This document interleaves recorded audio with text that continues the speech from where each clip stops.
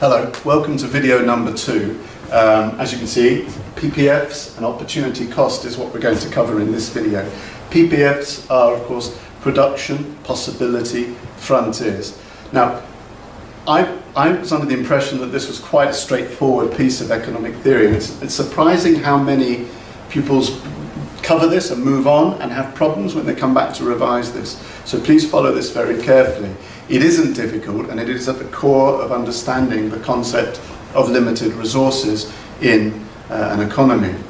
PPFs, production possibility frontiers, are defined as follows. A production possibility frontier shows the combinations of output that can be produced within an economy given a fixed level of technology and the limited resources available.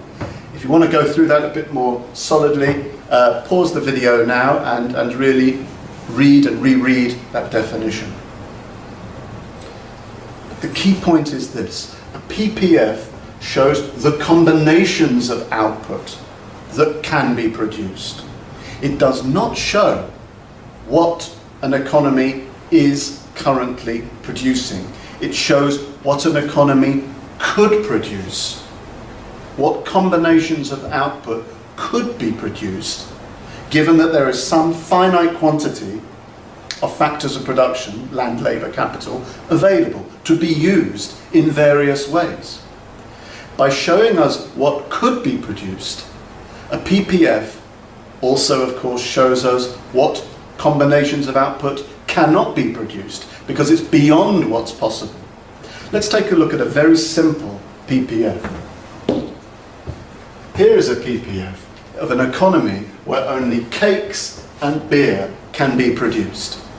Now, this economy, producing only cakes or beer, must choose how to use its limited factors of production.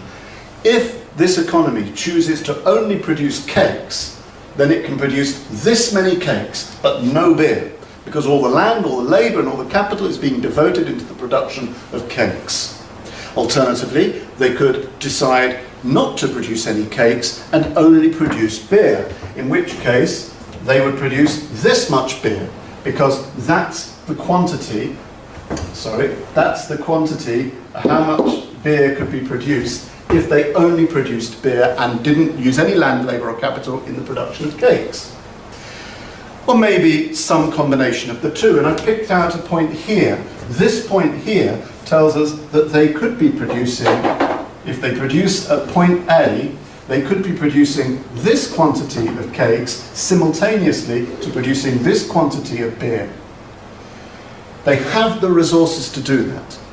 Now, look at this combination. This combination here of that many cakes, Q2, and that many beer units, Q2 there, let's call this combination B, is not possible. It lies outside the PPF. At the current level of technology in the production of cakes and beer, and at the current, given the current amount of land, labour and capital, that's a combination of output that isn't possible. However, let me rub this out. However, I can say that whilst that's possible, and that's possible, and that point's possible, it doesn't mean we don't know actually what they are producing. They could be producing at any point on their PPF or at any point inside their PPF. Take a look at this point here. This is point C. C is this much cakes and this much beer, and it's possible, but because it's within the PPF and not on the PPF, it is possible that they are not fully using their resources. There is unemployment of resources. Because look at this point C. This much cake, this much beer. But they could increase their beer without affecting the cake. They could increase beer to this level of output and still produce the same amount of cakes. Or they could raise the amount of cake production without hurting the amount of beer. There is room for improvement. There is room for expansion here in this economy. They should not be satisfied at point C. Economists must try and get onto their PPF because they're limited anyway by their limited resources. But they're further limiting themselves here. They could produce more with their limited resources, but they are not on their PPF, they are within it. And if an economy moves, let's say this economy moved from C to D, and it moved outwards, and it increased its level of output of both beer and cake, well, that would represent economic recovery. Some would call it economic growth, because they've raised their output. The economy has raised its output from where it was. Now, I'm going to be quite loose with my term. I'm going to call that economic growth. Strictly speaking, it's only recovery. D was always possible. Strictly speaking, economic growth is an increase in the capacity of the economy. And we would show that by an actual shift of the whole PPF outwards, indicating that more is now possible. Before, a point here, we call it E, was not possible when we were on this PPF, but now it is possible. It is possible to produce E. What could have caused this outward shift of the PPF, which is economic growth? Some increase in the factors of production, either the quantity of the land or the labor or the capital, or the quality of the land or the labor or the capital. But there has been an outward shift of the PPF indicating more is now possible. The combinations of output possible in the economy have risen. Things, combinations of output that were not possible before have now become possible. Of course, there are still more combinations further outside, which may be possible one day if there's enough economic growth, but currently they are not possible. Now, as we educate more people in our society, we increase the quality of the units of labour. As we develop new technology, and as we invent new machinery, and more efficient machinery, we improve the capital. And as we dig deeper into the earth, we get our hands on more of the natural resources, we have more land. And this is what's caused the continual outward shift of a PPF in our modern societies. And economic growth has occurred over the last 50, 60 years at 2.5% in the UK, and something similar at most Western economies. And why has that happened? Because of improvements in the quality and the quantity of the land, labour and capital. Let me move on. So, let me move on to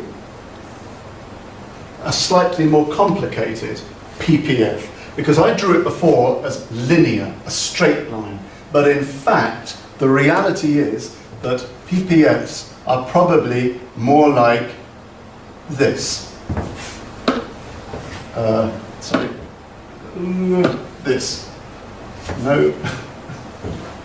They're more like this. There we are. Sorry about that. So, you'll notice I've curved this. I've not drawn it straight. Everything else remains the same. It's still the limit of what's possible, but this is much more realistic. And why is that? And we need to introduce a concept called opportunity cost to show that. Imagine that this economy happens to be currently producing here. They're devoting all of their resources to cakes. They are not making any beer, they're only making cakes. Well, that's the quantity that they can make. Let's say it's 100 units of cakes. Fair enough. They decide that they want to have a little bit of beer. They want to increase beer production to 1 from 0. Well, they're going to have to sacrifice a tiny amount of cakes. If they don't want another beer, they have to sacrifice some more cakes. They're sacrificing cakes as they divert factors of production away from cake production and into beer production. But look what happens. As they make more and more and more of the beer, the cost of having beer in terms of lost cake production rises. This is the opportunity cost. So imagine that there's up to 10 beers possible. when they get halfway, 5 beers, they've only had to give up that many cakes, and they're at this point on the PPF. The first 5 beers were relatively cheap in terms of, expressed in terms of lost cakes. However, the next 5 beers require the sacrifice of all of these cakes. The 6th, 7th, 8th, 9th and 10th beer productions were very expensive in terms of lost cake production. And that's showing the growing opportunity cost as more beer was made. Ever increasing amounts of cakes had to be sacrificed to get yet one more unit of beer. The last unit of beer was the most expensive in terms of lost cake production. And the reason that that happens in the real world is that resources, factors of production, are not necessarily perfectly suitable for both, in this case, both types of production, cakes and beer. Some units of production are particularly suited for cake production. Some units, some factor units, some land, labour and capital are particularly useful for cake production and not very useful for beer production. Perhaps a mixing machine, which is used for mixing cake mixture. It's not very good for beer production. So to get one more unit of beer, at the end you're taking away things that are very useful for cake production and are not very useful for beer production. And to squeeze out one more unit of beer requires an awful lot of these factors of production to be taken away from cakes.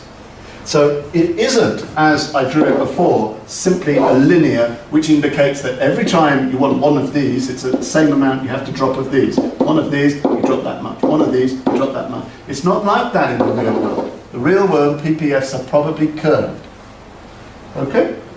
Now, so I introduced this concept of opportunity cost. Let me skip over now to a definition of opportunity cost. So opportunity cost, the benefit or the utility foregone following an economic allocation of limited resources. Once we use these limited resources in a particular way, we must be saying we're not going to use them in another way. And that's the opportunity cost. It's not a financial cost, it's the opportunity cost. It doesn't even have to be connected with money. You've chosen economics as an A-level. Well, maybe you chose economics instead of another subject. Perhaps you took economics instead of history. Well, the opportunity cost of your decision to allocate your limited resource of time towards economics, the opportunity cost of that is not studying history, the benefit you would have got from the study of history. Governments who are spending limited amounts of tax revenue and deciding between, say, healthcare improvements and defence spending, they're also there's going to be opportunity cost in their decisions.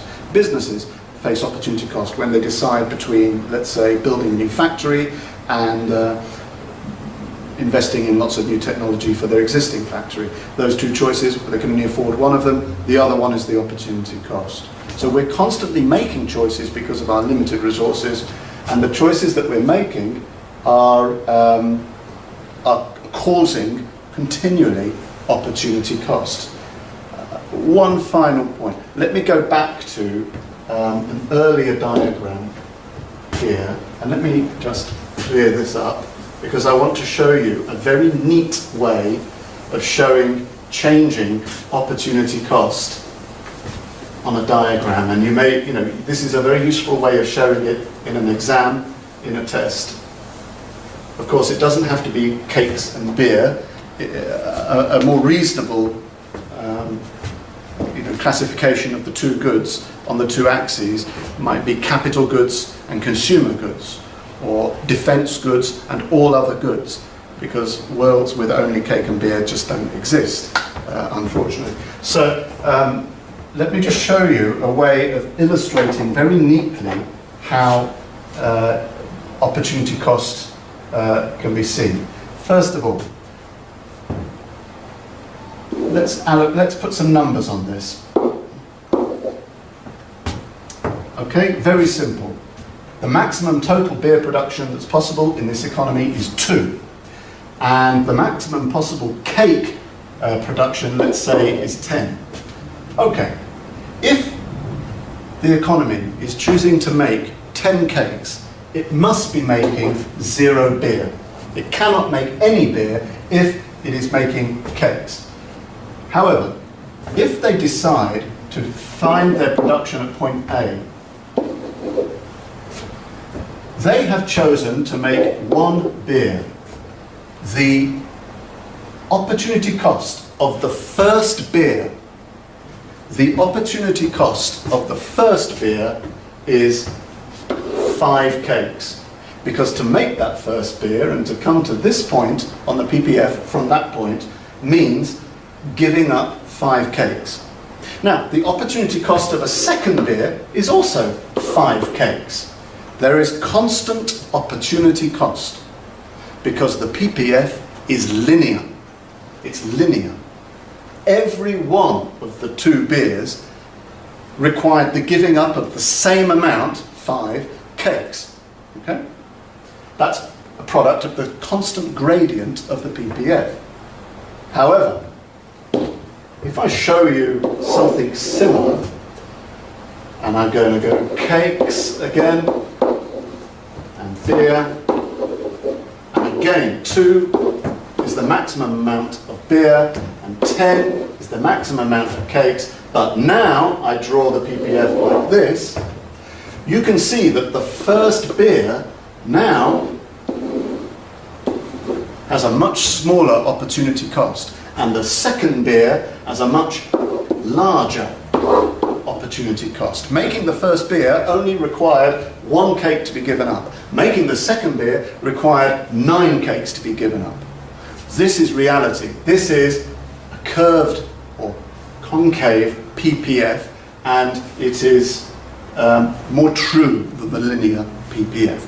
And it's a good way to illustrate rising opportunity cost. Here, as beer production rose, the opportunity cost rose. Simply draw it, take your whole axis, divide it by 2. I've done it with 2, and dividing by 2 gives 1, but show the opportunity cost of the first half, and then show the opportunity cost of the second half, and you get this very nice illustration of growing opportunity cost. Here the opportunity cost was just 1, here the opportunity cost was 9.